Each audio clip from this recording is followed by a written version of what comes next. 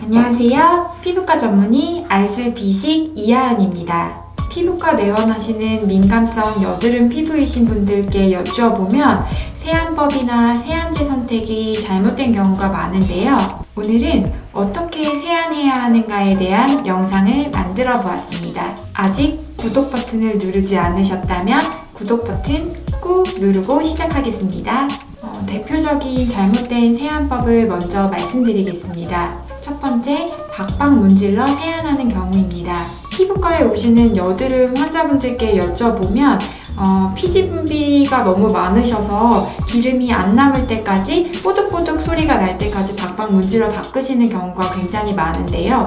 하지만 이렇게 뽀득뽀득 소리가 날 때까지 피부를 박박 문질러 닦으셨다고 하면 피지나 노폐물 뿐만 아니라 피부 장벽을 구성하는 천연 보습인자나 피부 장벽에 도움이 되는 좋은 성분까지 다 문질러서 닦아내버린 경우입니다. 이런 경우가 지속되면 피부가 지속적으로 자극을 받아 민감해지고 피부 장벽이 건강하지 않게 되어 외부 알레르기 항원에 취약해지고 트러블 등이 생기기 쉽습니다. 두 번째, 세안을 오랫동안 하는 것도 잘못된 세안법입니다. 연예인 세안법 중에 10분 이상 공들여서 꼼꼼하게 세안하는 세안법이 있는데요. 이렇게 클렌징 시간이 길어지면 피부가 자극을 받을 수밖에 없고 피부 장벽이 무너지기 쉽습니다. 세 번째, 피부가 민감한 경우는 도구를 이용하여 세안하는 것은 피하시는 것이 좋습니다.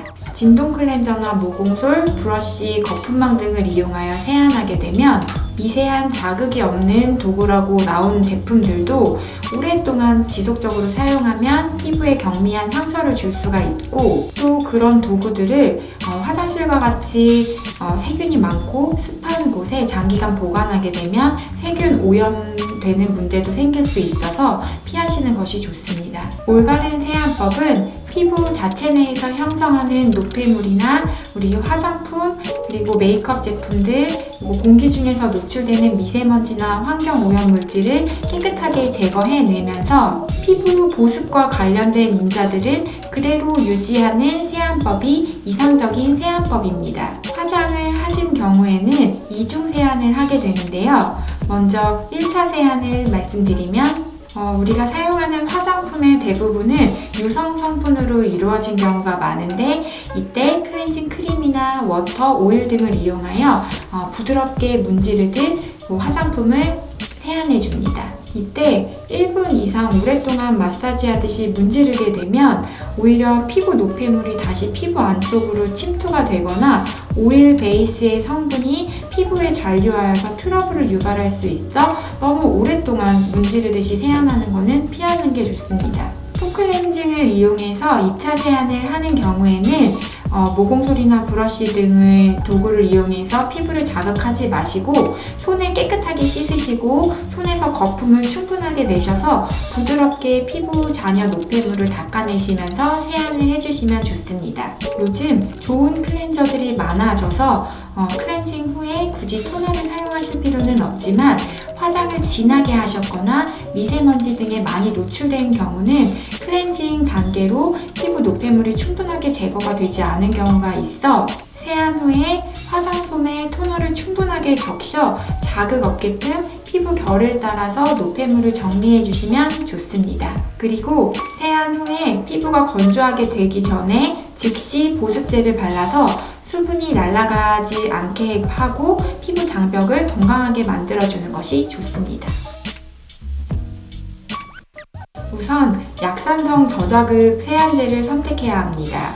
우리 피부 각질층은 pH 4.5에서 pH 6.5의 약산성 상태를 띠는데요. 이러한 피부 본연의 pH를 유지하기 위해서 약산성 클렌저를 사용하셔야 합니다. 우리 피부를 때를 민다든지 그리고 강한 세정제를 사용하여서 피부를 박박 문지르게 되면 pH가 갑자기 염기 상태로 바뀌게 되는데요. 이렇게 되면 각질층을 형성하고 피부 장벽을 구성하는 지지를 형성하는 데 필요한 효소 성분이 활성도가 떨어지게 돼서 피부 장벽 기능이 떨어지게 됩니다. 두 번째, 저자극 제품을 사용하셔야 합니다. 스크럽이나 각질 제거 성분이 들어간 제품은 피부에 미세한 자극을 주기 때문에 매일매일 사용하는 제품으로는 적합하지 않습니다. 요즘에는 각질 제거 기능을 가진 제품 중에도 효소 성분을 이용하여 불필요한 노폐물을 제거하고 각질층을 제거해주는 효과를 보실 수도 있습니다.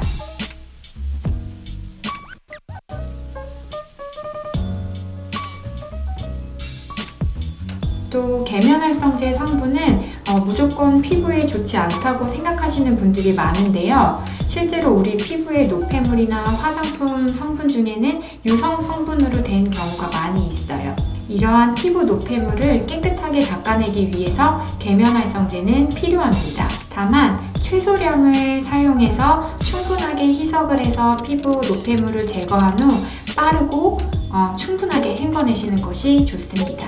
아침 세안에는 밤 동안 분비된 피지를 제거하고 피부에 달라붙은 노폐물을 없애기 위해서 미지근한 물을 이용하여 피부에 자극 없이 물 세안을 하시는 걸로 충분합니다. 하지만 필요시에는 T존 부위나 번들거리는 부위 위주로 폼 클렌징을 하시는 것도 도움이 될 수 있습니다.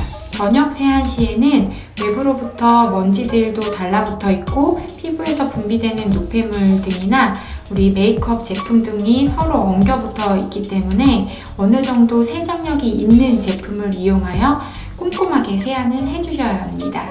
다음으로 피부 타입별 세안법을 설명드릴 건데요. 먼저 건성 피부이신 분들에 대해서 말씀드리겠습니다. 첫 번째로 건성 피부이신 분들은 유분이 풍부한 로션이나 크림 타입의 클렌저를 사용하시는 것이 좋습니다. 두 번째로 너무 뜨거운 물을 이용해서 세안을 하시게 되면 피부가 오히려 더 건조해지실 수 있으시므로 미온수를 이용하여 세안하시는 것이 좋습니다.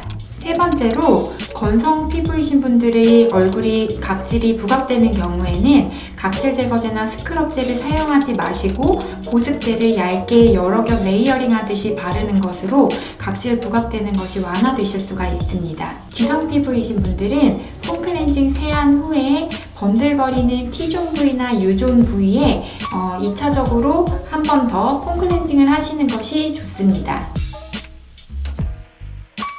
네, 집에만 있으셔도 우리 피부 자체 내에서 형성되는 피지나 땀 등이 피부에 붙어 있고, 그리고 요즘에 미세먼지나 그런 외부 환경오염 물질들도 피부에 달라붙기 때문에 집에만 계셔도 하루 2번 꼼꼼하게 세안해 주셔야 합니다. 올바른 세안법에 대해서 간단하게 요약해서 말씀드리면, 첫 번째, 세안제는 약산성 저자극 제품을 사용하시고, 두 번째, 피부에 자극 없이 부드럽게 1분 이내로, 세 번째, 피부 노폐물은 깨끗하게 닦아내고 피부 보습 관련 인자는 남아있도록 자극 없이 세안하기. 도움이 되셨다면 좋아요와 구독 버튼 꾹 눌러주세요. 피부과 전문의 알쓸 비식 이하은이었습니다. 감사합니다.